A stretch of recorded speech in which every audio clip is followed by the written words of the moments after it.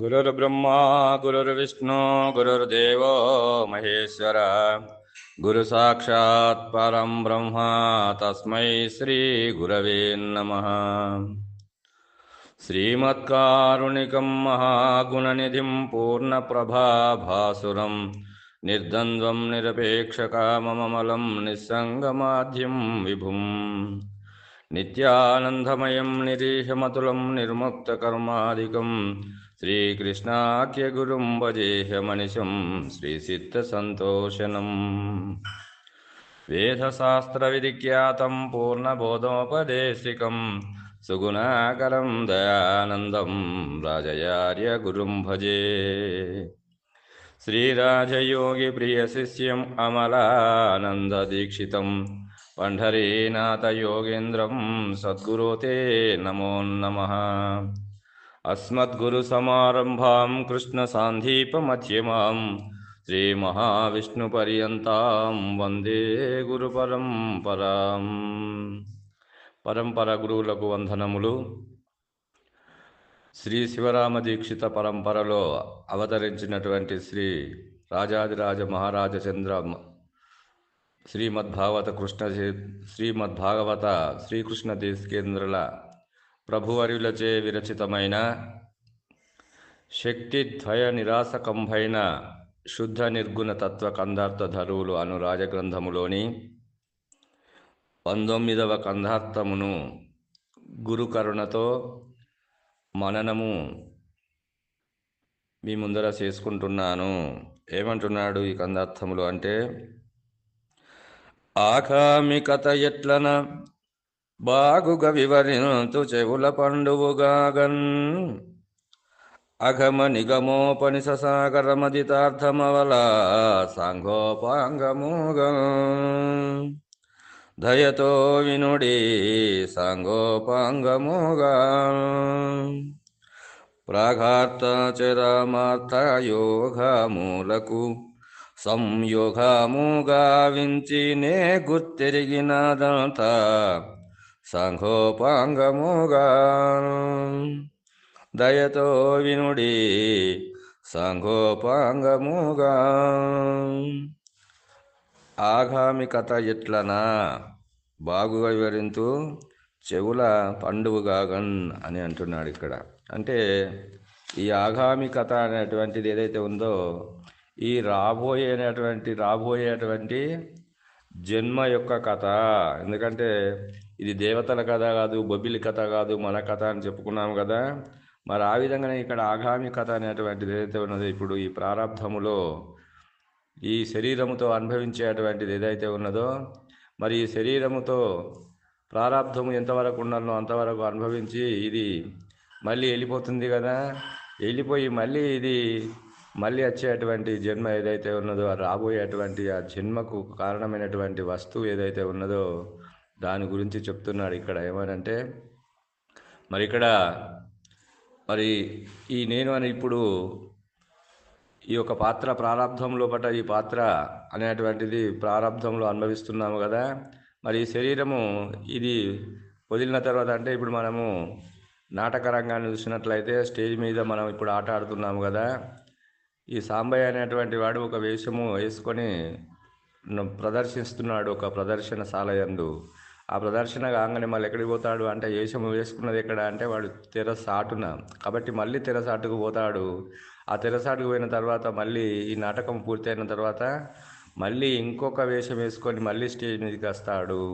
మళ్ళీ ఒక నాటకంలో మళ్ళీ కనబడతాడు. అంటే మనకు ఎన్టీ రామారావును చూసినట్లయితే, మరి రామాయణం లోపల శ్రీరామచంద్రుని పాత్ర వేసినాడు, అంటే శ్రీరామునిగా కనబడ్డాడు. అంటే ఆ శ్రీరాముని యొక్క ఆ యొక్క రామాయణం, ఆ సినిమా సీతారామ కళ్యాణం అయిపోగానే మళ్ళీ ఇంకొకరు ప్రోడక్ట్ దర్శకత్వం ఎవరైతే ఉన్నారో మళ్ళొకరు నిర్మాణం చేసినటువంటి మళ్ళీ కృష్ణ వాళ్ళ భారతంలో కృష్ణునిగా నటించడానికి మళ్ళొక పాత్ర తయారు చేస్తారు కదా. మళ్ళీ ఆ పాత్రను కూడా తాను మరి వేసుకొని ఆ కృష్ణ అవతారంలో తాను నటన చేసినాడు కదా. అంటే దుర్యోధనునిగా, కృష్ణునిగా, మరి ఇక్కడ హిరణ్యకశిపునిగా, రావణాసురునిగా ఎన్నో పాత్రలు తానే వేసినాడు కదా. మరి ఇక్కడ అట్లనే ఈ యొక్క రాబోయేటువంటి ఈ ప్రారంధంలో ఉండేటువంటి ఈ యొక్క ప్రక్రియ ఏదైతే ఉన్నదో ఈ ప్రారంధముతో ఇది అనుభవిస్తుంది కదా.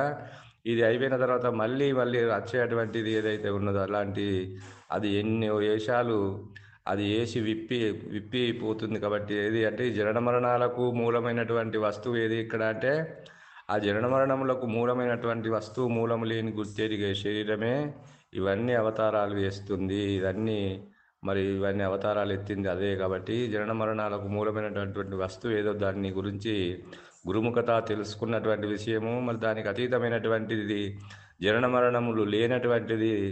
ఆ రెండింటిని కూడా గురుముఖత తెలుసుకొని ఇక్కడ మనకి కందార్థము ద్వారా తెలియజేస్తున్నాడు భాగవత కృష్ణదేశకేంద్రుల వారు.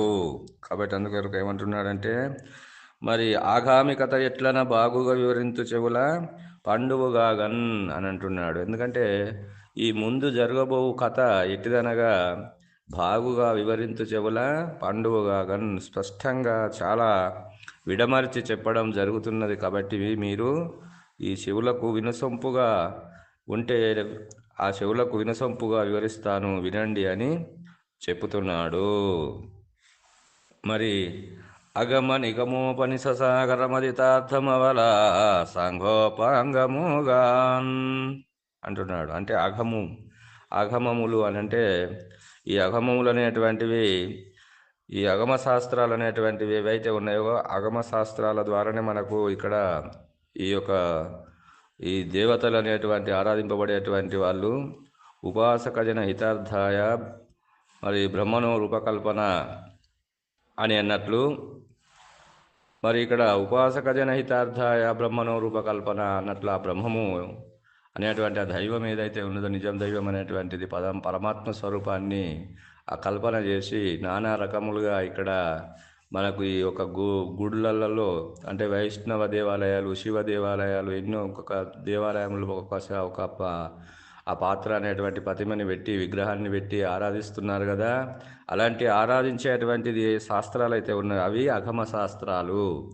అలాంటి అగమ శాస్త్రాల ద్వారా మరి పూజ చేసుకునేటువంటి విధానం ఏదైతే ఉన్నదో అగమ శాస్త్రాలు అనేటువంటివి ఈ యొక్క దేవ పూజ అనేటువంటివి ఏవైతే ఉన్నాయో ఆ దేవతలను ఆరాధించేటువంటి పూజా విధానాన్ని తెలియజేసేటువంటి శాస్త్రాలన్నీ కూడా ఆ దేవతలని గురించి చెప్పేటువంటి శాస్త్రాలన్నీ కూడా ఇవి అగమములు.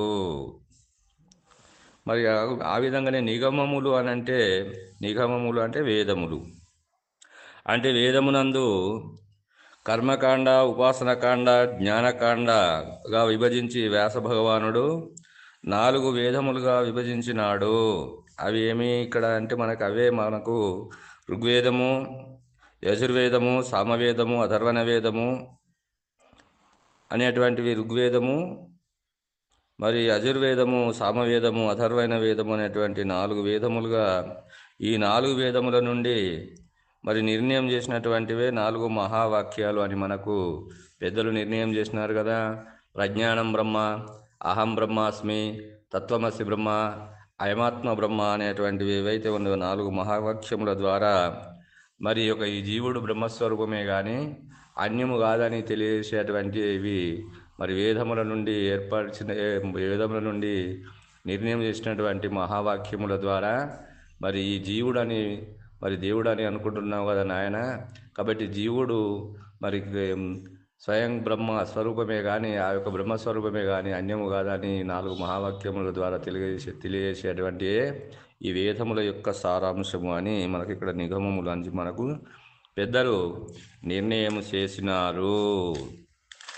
మరి ఆ విధంగానే ఇక్కడ ఉపనిషత్తులు అంటే మరి వేదముల నుండి ఏ మహావాక్యముల ద్వారా జీవుడు బ్రహ్మస్వరూపమే అని తెలియజేసినారో మరి దాని ఉపనిషత్తులు ఏమని చెప్తున్నాయంటే దాని ఉపనిషత్తులనే మనకు ఇక్కడ వేదాంతమని, వేద శిరస్సులని, మరి రహస్యమని చెప్పబడుచున్నవి.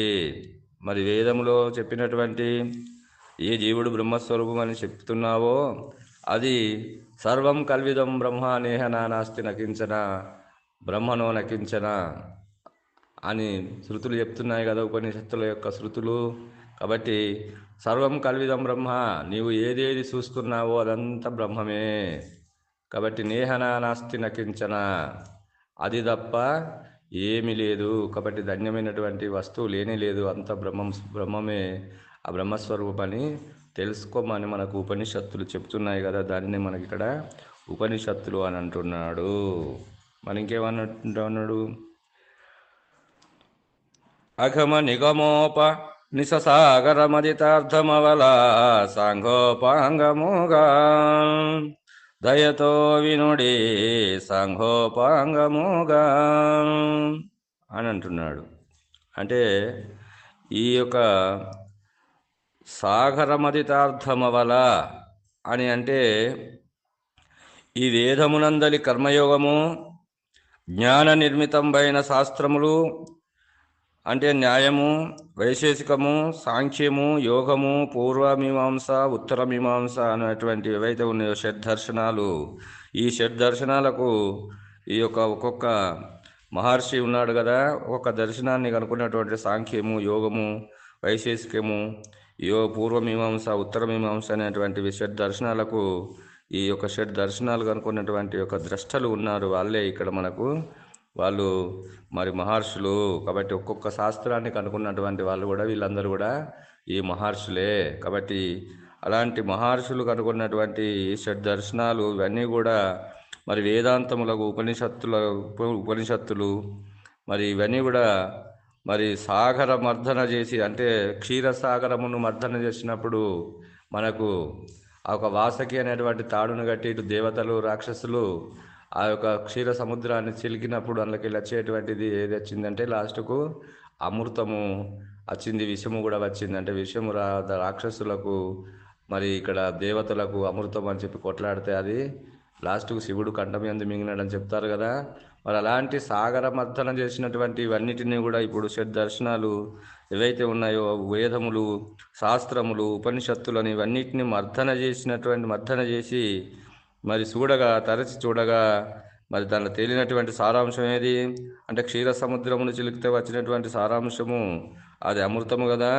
మరి ఆ విధంగానే ఇక్కడ అమృతం ఏది అంటే అది కార్యకారణ బ్రహ్మము, కార్యకారణ రూపమైనటువంటి బ్రహ్మము యొక్క నిర్ణయము కలదు. కాబట్టి వీటి ఆది అంత్యములయందు మరి పఠించు శాంతి పాఠములయందు వాచ్యార్థ లక్ష్యార్థ రహితమగు ఈ యొక్క అచల పరిపూర్ణ పరభావ్యము యొక్క నిర్ణయము గలదు. కనుక ఈ సాగరం అదితార్థమవలయని మరి నిర్ణయము చేసినారు. వీటినన్నింటినీ మరి అచల ఋషులు అనేటువంటి శివరామ దీక్షితుల వారు దీనన్నింటినీ కూడా ఆపోసన బట్టి ఈ యొక్క ఉపనిషత్తులు, వేదములు, శాస్త్రములు, ఈ యొక్క షడ్దర్శనములను ఇవన్నింటినీ మర్దన చేసి చూడగా తెలియనటువంటి యొక్క సారాంశమే అచల బోధ. కాబట్టి అచల బోధ ప్రకారముగా నిర్ణయం వేసినటువంటి ఏది నిర్ణయమైనటువంటి అచల పరిపూర్ణ పరభైలైతే ఉన్నదో మరి అది నిర్ణయము ఎట్లా అంటే మనకు శాంతి మంత్రం చెప్తుంది కదా. ఏమని? పూర్ణమద పూర్ణమిదం పూర్ణాత్ పూర్ణముదచ్యతే పూర్ణస్య పూర్ణమాదాయ పూర్ణమేవావశిష్యతే అని చెప్తుంది కదా. అంటే ఇక్కడ పూర్ణముగా ఉన్నటువంటిది అపరోక్షమైనటువంటిది కూడా పూర్ణము. అపరోక్షమైనటువంటిది ఏంటిది ఇక్కడ అంటే ఈ యొక్క సారాసారమునకు అతీతమైనటువంటి కార్యకారణ రూపమైనటువంటి అతీతమైనటువంటిది ఏదైతే ఉన్నదో అది అచల పరిపూర్ణ పరభయలే. అది అపరోక్షమైనటువంటి పూర్ణము, అది అంతటా ఉన్నది, అది నిండి పూర్ణముగానే ఉన్నది. మరి అదేవిధంగా చూసినట్లయితే ఈ జగదధిష్టానమైనటువంటి బ్రహ్మం ఏదైతే ఉన్నదో ఇది ప్రత్యక్ష పూర్ణము. మరి ఈ పూర్ణము నుండి కూడా ఈ పూర్ణము కూడా మరి ఎట్లా ఉన్నది అంటే అది సర్వగత, అది అంతటా నిండి అది కూడా ఉన్నది. అంటే అది ఎట్లా ఉన్నది అంటే అది వస్తువు ఆవరించి ఉన్నది. అది జగదధిష్టాన బ్రహ్మం అనేటువంటి పూర్ణము అది అంతటా ఆవరించి ఉన్నది, అన్నిటినీ ఆవరించి ఉన్నది అని అన్నప్పుడు అది అన్నిటినీ ఆవరించి ఉన్నది అన్నప్పుడు అది వస్తుగతమైనటువంటి పూర్ణ బ్రహ్మము. మరి వస్తుముద్ర రహితమైనటువంటిది అది అచల పరిపూర్ణ పరబ్రహ్మము. కాబట్టి మరి ఈ రెండు ఏదైతే ఉన్నదో ఇప్పుడు మనకు అంటే ఈ రెండింటిని మనం విచారించి చూసినట్లయితే పూర్ణము నుండి పూర్ణమును విచారించగా ప్రత్యక్ష పూర్ణము లేకుండా పోవుచున్నది కదా. మరి ఆ విధంగానే పరోక్ష పూర్ణమే శేషించుచున్నది కదా. అంటే ఇదే జనన మరణ రహిత పరిపూర్ణ పరభావ్యమే ఉన్నది. ఈ ఉన్నది అనేటువంటిది ఏది ఇక్కడ అంటే ఇది జనన మరణ రహితమైనటువంటి అచల పరిపూర్ణ పరభావ్యమే ఇది అంతటా ఉన్నటువంటిది. కాబట్టి జనన మరణ రూప చేతన బ్రహ్మం ఏదైతే ఉన్నదో అది ఎండమావుల వంటిదని కనుక అగమ నిగమ ఉపనిష సాగర మదితార్థమవలిది. కాబట్టి ఇది జనన మరణములు పొందనిది అచల పరిపూర్ణ పరభావ్యమని అచల ఋషులు నిర్ణయం చేసి ఉన్నారు. కాబట్టి వేదాంతములో ఏది నిర్ణయం చేసినారు అంటే జగదధిష్టానమైనటువంటిది అది దానిని నిర్ణయం చేసినారు. కాబట్టి అది ఈ యొక్క అన్ని అవతారాలు ఎత్తేది అదే. కాబట్టి జనన మరణములకు మూలమైనటువంటి వస్తువు జగదధిష్టాన బ్రహ్మం అనేటువంటిదే. దానిని దీక్షితుల వారు అది మూలము లేని గుర్తెరిగే శరీరము అని చెప్పి మనకు దీక్షితుల వారు దాన్ని నిర్ణయం చేసినారు. కాబట్టి అది మూలము లేని గుర్తెరిగే శరీరము లేనే లేదు అన్నప్పుడు అది ఏదైతే శేషించుచున్నదో అదే బట్టబయలు అని చెప్పి మనకు దీక్షితుల వారు నిర్ధారణ చేసి ఉన్నారు. కాబట్టి అలాంటి నిర్ధారణ చేసినటువంటి దాన్ని సాంగోపాంగముగా దయతో వినుడి అని అంటున్నాడు. అలాంటిది తెంపు లేనటువంటిది, ఆ తెంపు లేనటువంటిది ఏదైతే ఉన్నదో ఆ బట్టబయలు అనేటువంటిది తెంపు లేనటువంటిది. అది మరి దృష్టాంతముల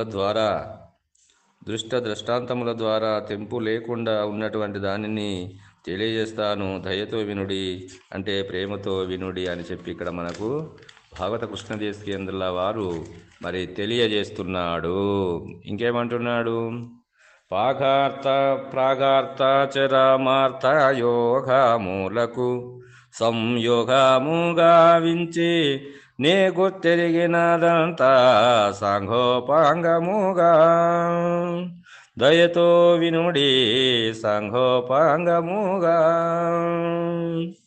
అంటే ప్రాగార్థ చరమార్థములకు సంయోగము గావించి నే గుర్తెరిగినదంతా నా గురుమూర్తిచే నేను గుర్తెరిగినదంతా మీకు తెలియజేస్తున్నాను వినండి అని చెప్తున్నాడు. కాబట్టి శృతి ఏం చెప్తుంది అంటే ప్రాగార్థం ప్రకృతి దేహం చరమార్థంతో బ్రాత్మయో అని చెప్తుంది. అనగా ఈ యొక్క ప్రాగార్థం ప్రకృతి దేహం అనేటువంటిది ఏది ఇక్కడ అంటే ఈ త్రిగుణ సామ్య ఆవరణ రూపమైనటువంటి ప్రకృతి ఇది దేహముగాను ఉన్నది. మరి చరమార్థంతో ఆత్మయో అనగా ఈ విక్షేప రూపమైనటువంటి ఆత్మగా తెలియబడుచున్నది ఏదైతే ఉన్నదో అది విక్షేప రూపముగా ఉన్నది. కాబట్టి విక్షేప ఆవరణములు రెండు ఒకదాన్ని విడిచి ఒకటి ఉంటాయంటే ఉండవు. కాబట్టి ఆవరణం అనేటువంటిది మరి ఏ బ్రహ్మమైతే ఉన్నదో అది ఆవరణ బ్రహ్మమే కానీ అది నిరావరణ బ్రహ్మము కాదు. ఇది జగదధిష్టాన బ్రహ్మం అనేటువంటి దాన్ని మనకి ఇక్కడ తెలియజేస్తున్నాడు. కాబట్టి ఈ రెండిటికి ఈ యొక్క పరమార్థము ఈ యొక్క ప్రాగార్థం అనేటువంటి యొక్క ఆవరణము ఆ యొక్క విక్షేపం అనేటువంటి రెండు శక్తి వీటి యొక్క సంయోగము ద్వారానే మరి సృష్టి జరిగింది కదా. అలాంటి ఈ సృష్టి జరిగినటువంటిది ఎలా ఉన్నది మరి ఇక్కడ అంటే దీపమును విడిచి ప్రకాశము మరి బీజమును విడిచి వృక్షము ఎట్లు ఉండవో అట్లు ఆవరణమును విడిచి విక్షేపమును విడిచి ఆవరణము ఉండదు. అదే పద్ధతిగా స్థావర జంగమ జీవులు ఉండును. అంటే పిండ బ్రహ్మాండములను వీటి అందలి విక్షేప పద్ధతి గల జీవేశులను ఏకముగా చేసి చూడగా శాశ్వతముగా నుండక పగలు రాత్రి తిరుగు విధము వలన అరుదెంచి చచ్చుచు మరి పోవుచుండునని నేనెరిగిన పద్ధతి నా గురుమూర్తి యొక్క కృపచేత ఈ జగదధిష్టాన బ్రహ్మము ఏదైతే ఉన్నదో అది ఆవరణ విక్షేపములుగా సంయోగం చెంది ఈ యొక్క జీవేశ్వర జగత్తుగా పరిణామం చెందినటువంటి ఈ జగత్తంతా కూడా మరి ఎట్లా ఉన్నది ఇది అంటే రాత్రి పగలుగా ఇది తిరుగుతూ ఉన్నది. తిరిగినటువంటి విధమును అరిదించుతూ చచ్చుచూ పోవుచుండునని నేను నా గురుమూర్తిచే తెలుసుకున్నటువంటి విషయములు అనగా ఈ యొక్క జనన మరణములు లేని అచల పరిపూర్ణ పరభావ్య విషయము, జనన మరణములకు మూల కారణమైన అధిష్టాన చైతన్య బ్రహ్మము యొక్క విషయము, ఈ రెంటి విషయములు సంపూర్ణముగా వినిపించదను దయతో వినవలయునని ఈ కందార్థము ద్వారా తెలియజేస్తున్నాడు గంధకర్త అయినటువంటి శ్రీ భాగవత కృష్ణదేశికేంద్రుల ప్రభువర్యులు అని తెలియజేస్తూ ఇంతటితో ఈ కందార్థ భావాన్ని ముగిస్తున్నాను. జై బోలో సద్గురు ప్రభు మహారాజుకు జై. సర్వం సద్గురార్పణం.